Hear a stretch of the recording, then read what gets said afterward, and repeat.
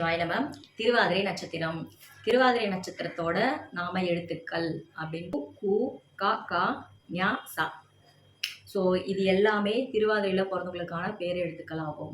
இதில் வந்து இப்போ கு அப்படின்னு சொல்லியிருக்கோம், கேயு அந்த கு வரும். அதுக்கப்புறம் கேஏ, கேடபிள்ஏ, கேஹெச்ஏ, ஞா வந்து ஜிஎன்ஏ, ஆறு குகனு, கல்பனா, கார்த்தி, இந்த மாதிரி நிறைய பேர் இருக்குல்ல. மேக்ஸிமம் இவங்கெல்லாம் திருவாதிரையில் பிறந்தவங்க தான் இருப்பாங்க.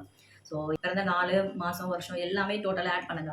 என்ன நம்பர் வருதுன்னு பாருங்கள். அதுக்கப்புறம் உங்களோட நேம் லெட்டர்ஸ் போடுங்க. போட்டு டோட்டலாக ஆட் பண்ணி பாருங்கள் என்ன நம்பர் வருதுன்னு பாருங்கள். ரெண்டுமே ஒரே நம்பராக இருக்கும்போது உங்களுக்கு வந்து ஜென்ரலாக 4 தான். ஏன்னா திருவாதிரைனாலே 4 தானே, ராகு தானே. ஸோ ஜென்ரலாக வந்து 4 போது தான் உங்களுக்கு 4 வந்து ஆப்டாக வந்து உங்களுக்கு செட் ஆகக்கூடிய ஒரு நம்பராக இருக்கும்.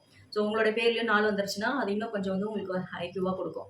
இல்லை எங்களுக்கு வந்து 1 வருது 2 வருது அப்படின்னும்பொழுது அப்போ உங்கள் பேரில் சில மாற்றங்கள் பண்ணும்பொழுது ஒரு சில நல்ல விஷயங்கள்லாம் உங்களுக்கு நடக்க ஆரம்பிக்கும்.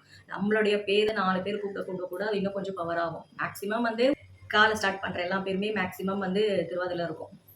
உங்கள் பேர் நல்ல வேல்யூபிளாக இருக்கான்றது முக்கியம் இல்லையா? ஸோ அப்படி வேல்யூபிளாக இருக்குன்னும் பொழுது உங்கள் ஒரு சிலருக்கு வந்து ஒரே பேராக இல்லாமல் கூட வந்து அடிஷ்னலாக இன்னொரு பேர் சேர்த்து ஆட் பண்ணும்பொழுது தான் உங்களுக்கு பவராக இருக்கும். அதுக்கு வந்து உங்களோட ஜாதகங்களில் புதனோட தன்மை வந்து அதில் கனெக்டிங்கில் இருக்கணும். இருந்ததுன்னா உங்களோட லக்னத்துக்கும் உங்களோட நட்சத்திரத்துக்கும், ஸோ உங்களோட லக்னத்துக்கும் புதனோட தன்மை வந்து கொஞ்சம் கனெக்டிங்கில் இருந்ததுன்னா உங்களுக்கு 2 பேர் வந்து எப்போவுமே செட் ஆகும். ஒரு உதாரணத்துக்கு சொல்லுவோம்னா ஒரு சிலருக்கு வந்து இப்போ கார்த்திகை வச்சுக்கோங்களேன், திருவாதிரையில் பிறந்திருப்பாங்க. அப்போ கார்த்திகை அப்படி செட் ஆகும்.